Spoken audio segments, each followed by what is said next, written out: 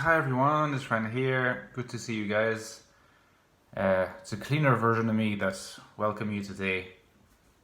White polo shirt, not quite shaved, but trimmed beard.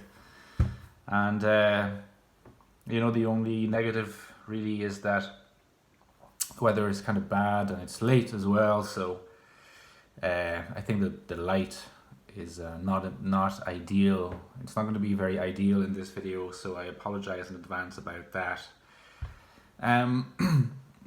Let's take a break from typology and go into the realm of philosophy, back to another of my long time interests, perhaps the main interest really in my everyday life in terms of how much time I dedicate to it. In this video, I wanted to introduce you to an idea that I have, and it's an idea that I've had for a while, but it's undergone a number of evolutions that I would like to call by the pompous name of post-existentialism. So I'm going to make a number of claims in this video. I'm not I'm not pretending that I'm going to be able to meet all of those claims with solid arguments, because I think that if I did, it would take too long and the video would be, really long, and I probably would lose you a bit, and it might be more interesting to sort of present some ideas and you can contribute in the comments. I know that some of you guys have mentioned having an interest in the more philosophical aspect of things, so I don't know if that's many people, but it's significant enough for me to consider that this could be of interest.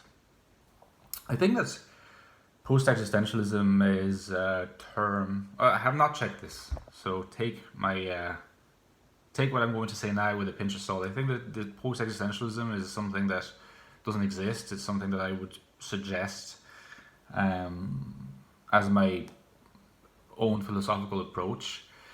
Of course, some of you guys at least would be familiar with the term open monism, which is what I call my theory, my philosophical theory. But I think that, if you like, open monism is a way of calling the metaphysics of my theory, whereas post-existentialism is a way of characterizing the broad philosophical affiliation, of the entire approach. It's at a slightly higher level, so open monism still applies, but I think that I would call it most accurately post-existentialist. And why is that? Well, first, in order to understand what post-existentialism would be, you first have to understand what existentialism is, and in historical context, what existentialism arose, like why it arose and what was it trying to go beyond or, to challenge. So existentialism arose in the late 19th century and became quite strong in the early 20th century up until the mid 20th century in continental philosophy, as a challenge to the idea that being comes after essence. So that this is the usual presentation, and what this means is that up until Kierkegaard and some other existentialists, the philosophical conviction was that all beings, but let's say in particular, since it interests us most, human beings, were a bundle of, they were a form, a substance formed in a certain way, constituted by a certain number of properties. And that was what we were. We were conceived as that, and that determined our life to an extent. And so you could see this as the view of essence, where all essences were a bundle of properties. Some of our properties are fundamental, some of our properties are accidental to our nature, but we have an essential nature, and that's what we are. Now, existentialism claims, on the other hand, that we are not bundles of properties. We are historical beings that act and go about in the world, and what we do in the world and the particular activities we engage in and the particular achievements we realize and all of that stuff define who we are in turn. So in a sense, when Sartre says existence precedes essence, what he's saying is that to the extent that we can have an essence which is a bundle of properties, well, these properties are not predetermined, they're not predefined at birth or in any other circumstance. It is up to us, sorry about that, it is up to us to come up with who we want to be. And if you decide that you want to be a minister, or if you want to be a priest, or if you want to be this or that, it was never inscribed in your essence at the start. It was something that you achieved, that it becomes a part of your essence. So existence precedes essence. What we do defines who we are, instead of who we are defining what we do. And this might seem like not such an unbelievably ambitious theorem, but at the time it was very ambitious. And it was so ambitious that in a way it failed. It failed because it was seen as something dangerous and as having dangerous implications. The idea that we could just be anything, and that we would forget about our traditions, and that we were, in a way, human tabula rasas, is still to this day sometimes seen as something dangerous, because there is a case to be made for the importance of tradition in keeping a society together, and this is not to say that tradition is should be like the overwhelming element in a society, but I think a good case could be made that we are all creatures of tradition, and our social world rests upon the inheritance of tradition, and that there should be a realm of freedom within an established, framework of tradition. Now, existentialism does not really make room for this, because by saying that what we do defines who we are, it effectively disposes of the very possibility of the positive metaphysical influence of tradition on who we are, with the dangers that can come with it.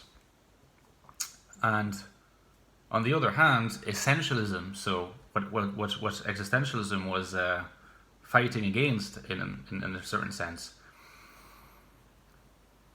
does not really make room for freedom at all. And so in a sense, it's a very static world where tradition holds, but it completely molds us in a way.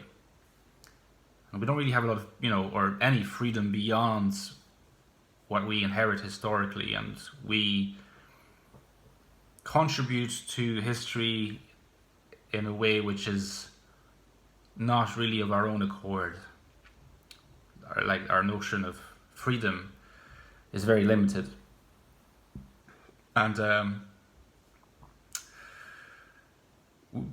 I think that's where this lands us, is in a particular antinomy, if you want to call that, where neither solution is satisfactory.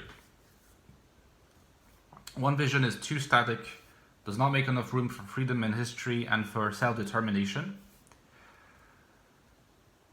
The other vision makes room for all these things, but it leaves us without a ground. It leaves us without something to start from.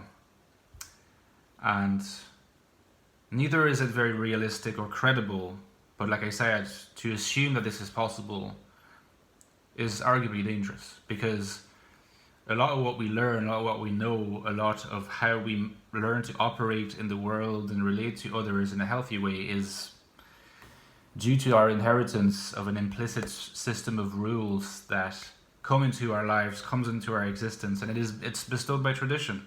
If it wasn't that, if there was no such thing, what guarantees are there that we wouldn't just be in a Hobbesian world of a war of all against all? We need tradition.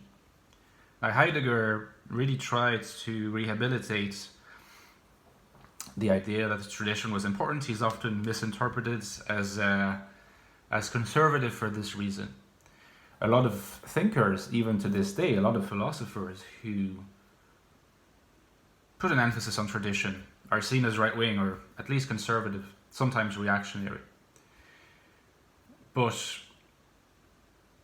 when you think about it, it's not true, because if you posit that tradition is essential, tradition is fundamental, you're not saying that tradition is amazing. You're not making a judgment of value about tradition. You're just saying you need a tradition. Every society needs a tradition that you can challenge, that you can criticize, that you can engage, but you still need something that's in place. Institutions, law, mores, values, all these things, systems of judgment. You need it, so you cannot ignore tradition. So how do you reconcile tradition, which is in a sense the cumulative static? It accumulates over time, but it's not very dynamic in itself. It can only be made dynamic by critical engagement. And then on the other hand, the dynamic but groundless existential freedom. What we do defines who we are. But if we're nothing like prior to what we do, what do we do? We can't do anything. Because anything we do can only function from the presupposition of a network that we already belong in, and that we can make sense of, a network of rules and norms that we're unconsciously and implicitly operating by. And this is where post-existentialism comes into play.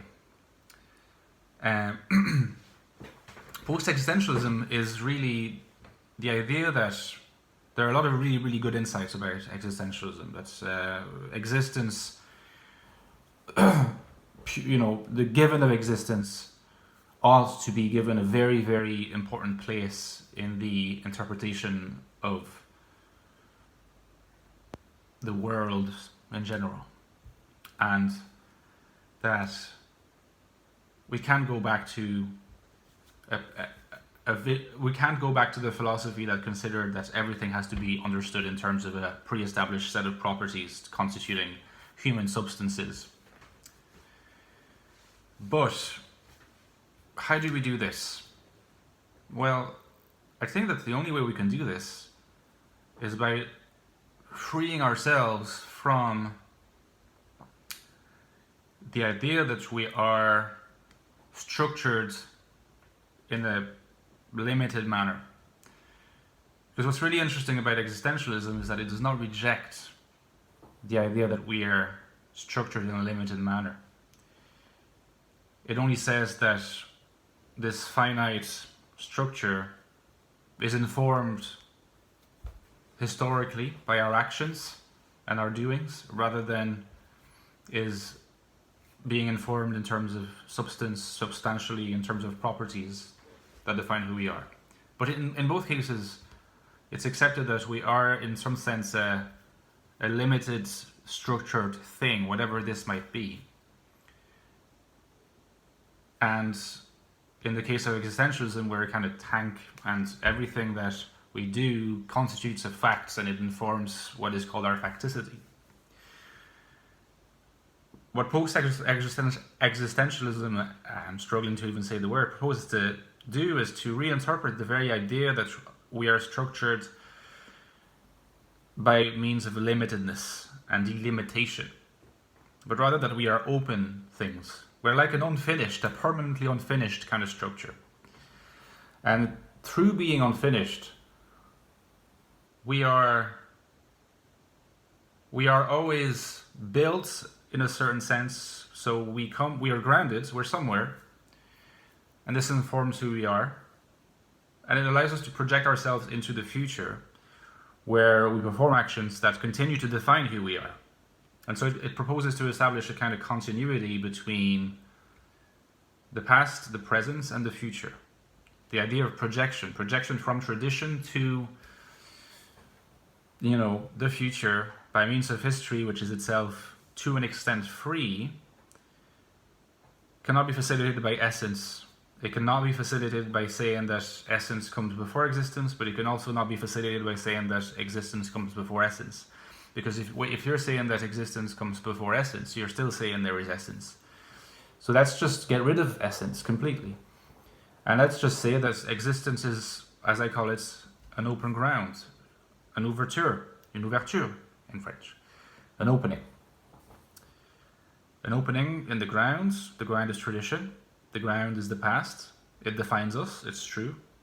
And it is, in a certain sense, the propeller that gives us the means in terms of, like I said, system of rules, system of norms, what we inherited, gives us the means to evolve into the future, to make choices, to inform those choices, and shape the future to the extent that we can, but we cannot shape it completely. It will always be determined to a great extent by the past, but it will not be completely determined by the past. And I think that in order to arrive at this idea, we can't keep the notion of essence, because the notion of essence delimits, it limits, and by delimiting, it artificially separates tradition from freedom, it artificially separates the past from the future, it just artificially separates substance from history.